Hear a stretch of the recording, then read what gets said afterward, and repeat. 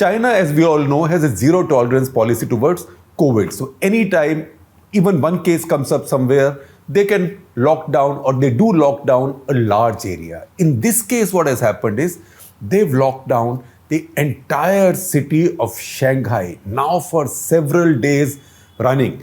People thought in a week it will be over, but no, it's getting worse. And these are not the kind of lockdowns that we had in India, for example, that we got used to, where you could go to a grocery shop, grocery shops were allowed to open, there was some bit of delivery, transport, etc. was allowed, lots of curfew passes were issued. Not like that.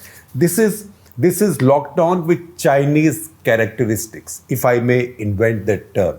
So see what happens with the China kind of lockdown in the city of Shanghai, which is 25 million people, 2.5 crore people. It's a lot of people. It's bigger than any city in India. 2.5 crore people, and also by and large, on an average, well-to-do people. So the people of Shanghai have more surplus disposable income compared to any other city in China that you would expect, because this city also accounts for more than 4%, about 5% of all of China's GDP. So you lock down a city like that, and then you have zero tolerance, and see what happens. And I will share some pictures and videos with you. Mostly these have been released or leaked by residents of Shanghai using their phones, etc. And they've got onto global social media as well. So I'll share some of these with you with the trigger warning, because some of these will be really distressing. Like this one, the first one. See what's happening. You see a bunch of people actually bludgeoning a poor dog to death. What happened in this case? What happened in this case is that the owner of the dog had tested positive, was being taken away. He didn't have anybody else at home to look after the pet, so he left his pet outside, hoping that some neighbor will feed the pet and the pet will be alive until he comes back. So these guys decided, these are the law enforcement or lockdown enforcement authorities, these guys decided that this dog is going to be a nuisance. Also, there is some impression that pets can also be carriers of the virus. So इसको जड़ से खत्म कर दो, ना रहेगा बांस, ना बजेगी बांसुरी. So see what's going on here. Then see this second picture. This is a picture again which has come out of Chinese social media handles and now on global social media handles. Pictures are all taken by residents of Shanghai who are now rebelling to the extent that you can see a rebellion in China, right? Rebelling not in the sense that you can see a rebellion in a city in India or in the US or in Britain or in any classical democracy. This is in China. Now, in this case, this picture shows you that people who've been taken to quarantine now, that is the other thing. This is quarantine, just as we said, locked on with Chinese characteristics, quarantine with Chinese characteristics, which is that if you are sick, if you have tested positive, and most of these people are asymptomatic, and I'll give you some data there. Even if you're asymptomatic, they take you away to a quarantine where they then lock you up. And first of all, see the state of some of these quarantine facilities, right? If you saw one like that, say in our country or in any democracy, a lot of the TV channels, a lot of the media will go nuts covering this. But see these pictures of a quarantine facility in Shanghai. Again, if they find somebody maybe in a bus who's possibly tested positive, then they lock up the entire bus and it can be made to wait for hours like that. Because this is what happens when an authoritarian state uses the sledgehammer. So in this case, see what happens. When a lot of people are sent to quarantine, their dogs and cats, their pets are collected, put in bags. In this particular case, I'm not saying it happens all over that city, but in this particular instant, you can see these pictures of dogs and cats tied up in these sacks and left by the roadside, right? So I know that in our country also sometimes people get a little bit romantic about the Chinese system. There is some sex appeal to an authoritarian system which stops all democratic activity because they want the nation to focus entirely on building up the economy, right? Now, that's an interesting idea, and it only has sex appeal because everybody thinks that this will not affect me, this will affect everybody else. So once again, before you wish for something like that, be careful, because sometimes your wishes might even come true. Do you really want those wishes to come true? And if you really wish that, at least ask your dogs and cats if they would like to pay the price of that, if not human beings. So that is the other picture. Again, you see how people's houses where somebody sick has been found are being sealed. This is a bunch of officials in hazmat suits who are sealing a home, which means you can't get out of there. And then what happens is the entire city, because there are no grocery stores that are open that you can go and buy food from, government says that we will deliver food, medicine, whatever you need to your homes, right? Including your testing kits to your homes. And it's a very big government in China, particularly because the entire party machinery also works with the government. So government delivers your food to you. So many families, many people in Shanghai are going with one meal a day or even starving. So if you see accounts in global media, New York Times, Washington Post, Wall Street Journal, the BBC, CNN, and these are from journalists who are there, and also some stuff coming out of Chinese social media. People are saying that, look, I never thought, this generation never thought that there could be starvation, that we could face starvation. Now, it's not as if Shanghai has to starve. It is just the strong arm of the state. Strong arm of the state is one size fits all. We believe that the moment the virus is seen anywhere, shut the wretched place down and the virus will be starved out. If in the process, some human beings also get starved or miss a few meals, it is their problem. So see what's happening in the process. Grocery stores are being looted. That is one picture and video that I'm sharing with you. You can take a look. Also, see food riots taking place. See crowds breaking through barricades. These are real pictures coming out of Shanghai, one of the most bustling, buzzing, rich, wealthy, wealth-creating, opportunity-laden cities in the world. It is the engine of China's economy. But see what's happening, mainly because of the way the government has treated this. Again, if a child falls sick, in the sense that if a child is positive, they take the child away also, separate the child from the family, from the parents. So now you are seeing something which is rarely seen in China. You are seeing protests and you are seeing petitions being with mass signatures of parents. So I read about one petition from parents saying, please don't take our children away, particularly if they are asymptomatic. We can look after them. In 3 hours, 24,000 couples signed this petition. That was just in 3 hours, and more would have done after that. Now, the fact is that the Chinese would say that so far they've been very successful with this policy. And it is true.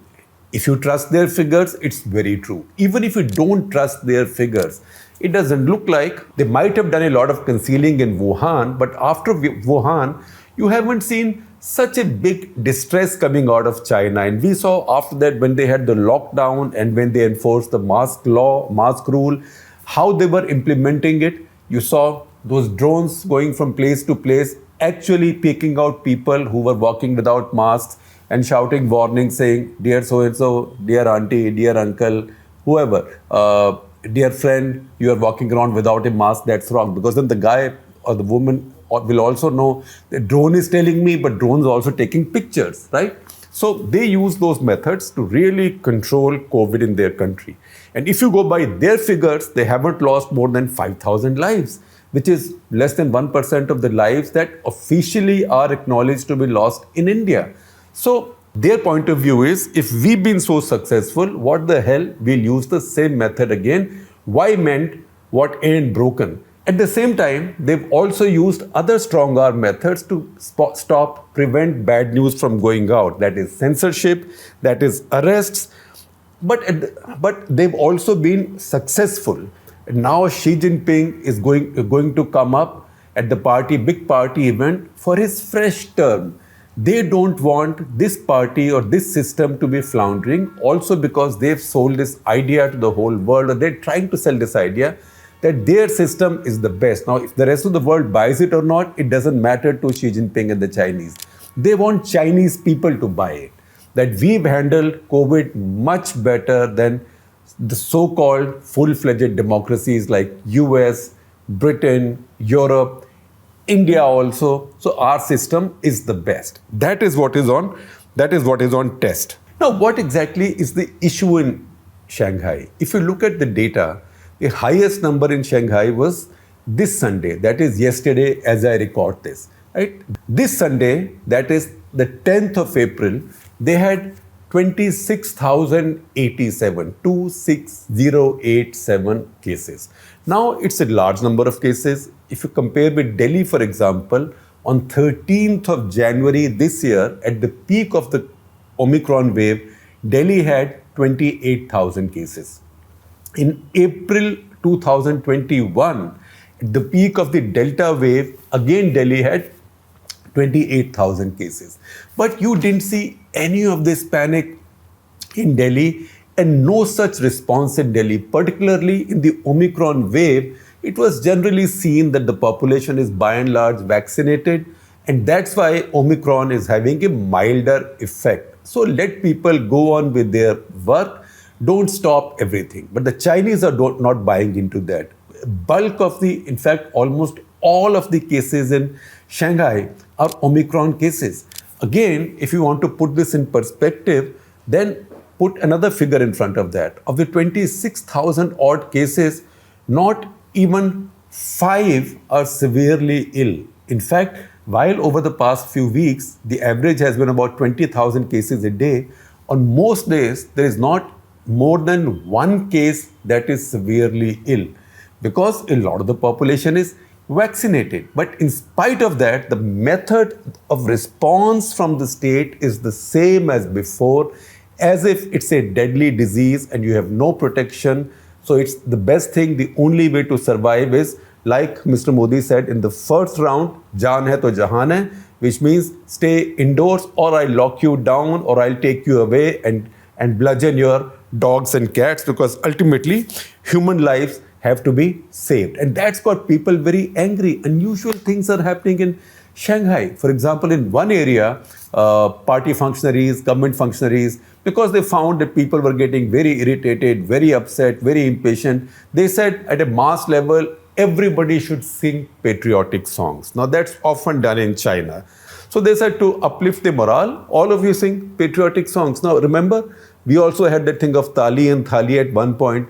That also Mr. Modi thought will build the national morale. Now they asked the population in that Shanghai area to do this. On the other hand, people pulled out their Tali and Thali, they pulled out their pots and pans and began banging and shouting curses at the officials because they were so angry. Now, remember, all this is happening in China, under the Chinese Communist Party. People are also putting out messages, shouting, saying, we want supplies, we don't want to die of starvation, we don't want to deal with starvation. There is also a funny side. So 3 rappers in Shanghai have also done a song on panic buying of groceries.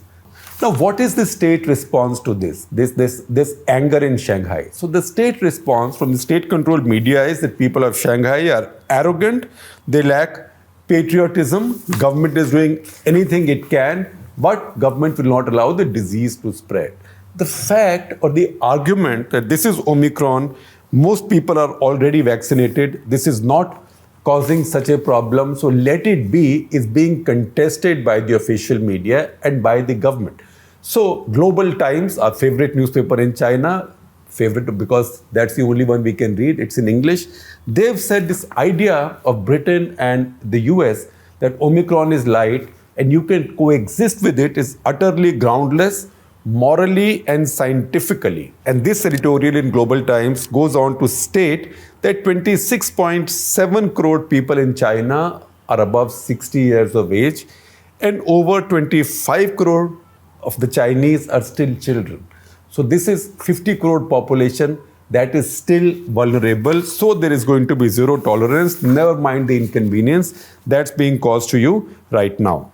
But the problem with these steps is that power can go to any government's head.